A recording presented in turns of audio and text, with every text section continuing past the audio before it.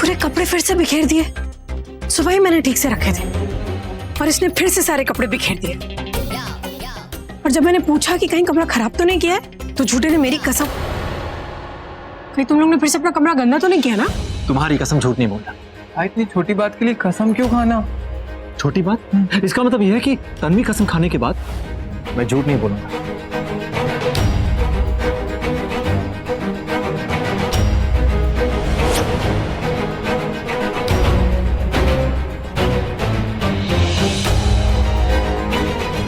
कहीं ऐसा तो नहीं कि पवन आया था ऋषि के कमरे में? कहीं ऐसा तो नहीं कि जानबूझ के उसने अपनी शर्ट पे चाय गिराई ताकि वो ऋषि के कमरे में आ सके?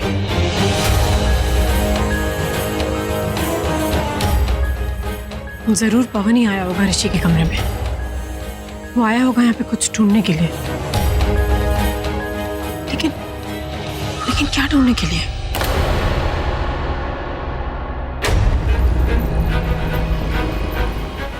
क्या करूं कुछ समझ में नहीं आ रहा। वो तन्वी का आशिक ऋषि को ज्यादा ही टांग अड़ा रहा है मेरी पर्सनल लाइफ में। लगता है मेरा फ्यूचर बर्बाद करके ही छोड़ेगा वो। नहीं पवन, उसको अपना फ्यूचर ही बर्बाद करने मत दो। कुछ करो प्लीज, कुछ करो। इसके लिए मुझे अमृतसर जाना होगा, ये पता लगाने के लिए कि वो वहां पे क्या पता लगाने गया।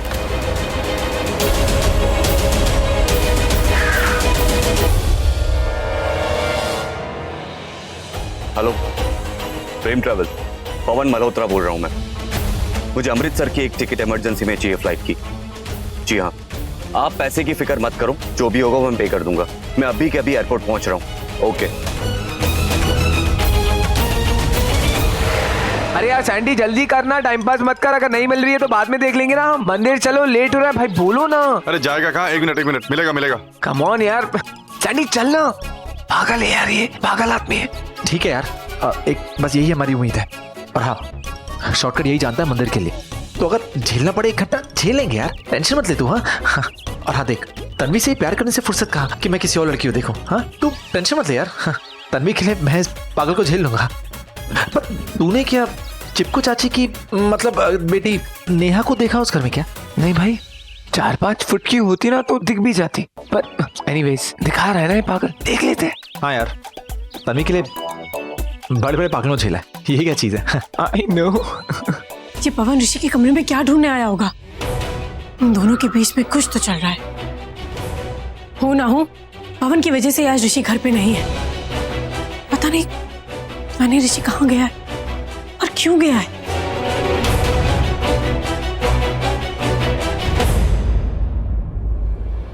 ये लो, मिल गया। दिखाओ। अब देखो। हाँ, ये है मेरी बेबी डॉल की फोटो। अब एक मिनट, अब मुझे कॉल आया। क्या हुआ? भाभी का। भाभी जी नमस्ते। Excuse me. चल तुझे दिखाता हूँ। हेलो। अरे यार छोड़ो ना यार, क्यों टाइम पास करें? भाई को अलग से दिखाओगे, मुझे अलग से दिखाओगे, ये छोड़ो। तुम करते क्या हो? अरे मेरे डैड सीएम को जानते हैं और मैं सारे मिनिस्टर्स को, कुछ करने की जरूरत ही नहीं पड़ती। अच्छा, क्या बात है यार। हाँ तन्वी, अरे मैं जब भी बाहर जाता हूँ तुम मुझे कॉल करती हो, तुम मुझे याद करती हो। बोलो तुम मुझे याद करती हो ना? ऋषि प्लीज, मुझसे बार बार एक ही सवाल करोगे तो इसका मतलब ये नहीं कि मेरा जवाब बदल जाएगा। प्लीज मुझसे पूछना छोड़ दो। और तुम भी झूठ बोलना बंद करो। तुम क्यों नहीं मानती तन्वी की जब मैं बाहर जाता हूँ तुम्हें मेरी याद आती है? हर पल हर घड़ी मुझे याद करती हो। मुझसे प्यार करती हो। अच्छा ठीक है, तुम एक बार अपनी आंखें बंद करो और सोचो उसके बारे में जिससे तुम शादी करना चाहती हो। मेरा ही चेहरा तुम्हें नजर आएगा, थोड़ा शरारती, थोड़ा लफंडा, थोड़ा बदमाश, पर वो चेहरा मेरा ही होगा। ऋषि, मैंने ये सब सुनने के लिए तुम्हें फोन नहीं किया है। अब प्लीज तुम मेरी बात सुनो। मैं तुम्हारे कमरे में आई थी कबर्ड से कर्टन लेने के लिए, और मैंने देखा कि तुम्हारा पूरा कबर्ड बिखरा हुआ है, सारे कपड़े इधर उधर पड़े हुए हैं, तुम्हारे कमरे की ड्रॉर्स खुली हुई हैं। तुम्हारी कसम, पर मैंने कमरा गंदा नहीं किया, और अलमारी तो बिल्कुल नहीं यार। ऋषि, मुझे पवन पे शक है। मुझे लगता है ये सब पवन ने किया है। वो आया था तुम्हारे कमरे में। क्या? पवन? हाँ ऋषि, पवन घर आया था। उसने अपनी शर्ट के ऊपर चाय गिरा ली। मुझे तो लगता है उसने जानबूझ के गिराई थी ताकि वो घर के अंदर आके तुम्हारे कमरे तक पहुंच सके। तुम्हारे कमरे की हालत देख के मुझे लगता है कि वो यहाँ पहुंच भी गया, शायद कुछ ढूंढने के लिए। देखो ऋषि, मैं नहीं जानती कि तुम दोनों के बीच में क्या चल रहा है, लेकिन कुछ तो है जो बहुत सीरियस है। ऋषि तुम जहाँ कहीं भी हो, मुझे लगता है पवन भी वहां पहुंचने वाला है। ऋषि ऋषि प्लीज तुम घर वापस आ जाओ। मुझे कुछ ठीक नहीं लग रहा, मुझे बहुत डर लग रहा है।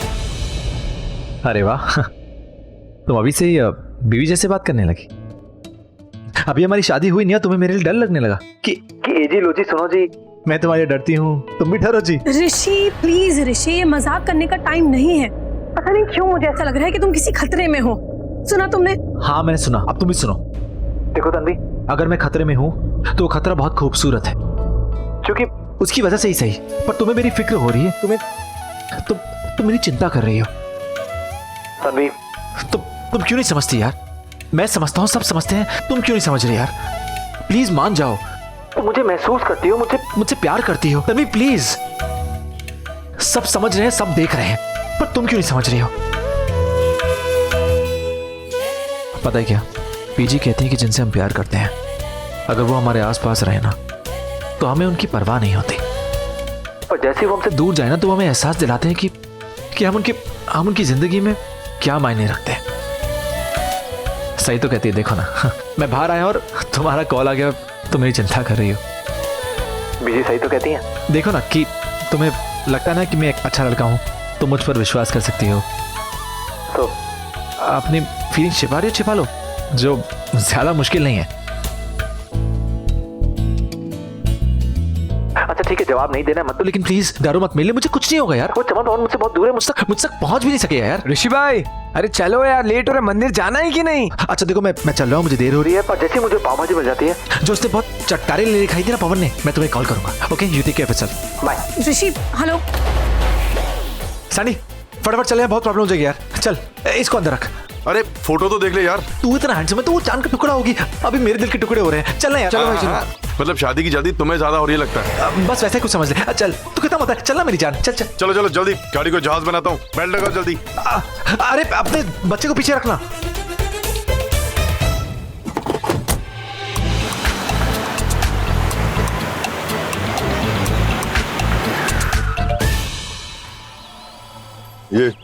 ये मंदिर।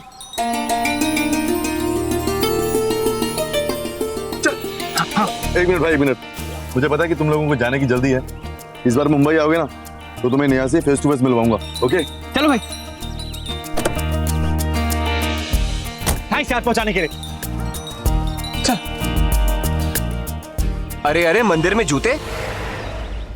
पंडित जी, होगा ना सलोनी, शायद आप ही ने कराई ना?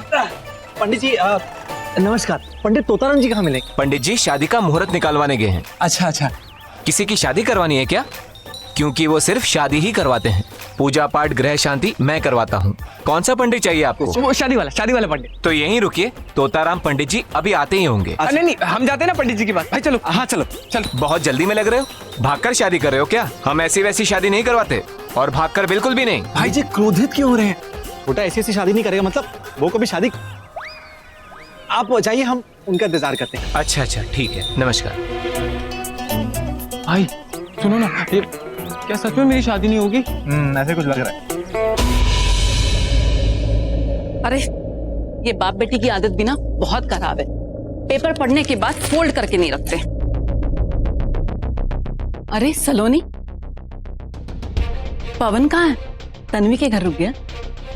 नहीं मम्मी जी, उसको एक्चुअली काम था कुछ अपने जिम में, बॉम्बे वाली ब्रांच में रिपेयर का काम करवाना था, बस वहीं पे। क्या बात है, तो कुछ परेशान लग रही है? नहीं तो मम्मी जी, वो तो बस ऐसे। ठीक है, पवन आए तो मुझे बताना, बात करनी है उससे। सुन, तो कुछ परेशान लग रही है, शायद मुझे बताने में हिचकिचा रही है, मगर तू टेंशन मत ले, ये वक्त भी गुजर जाएगा।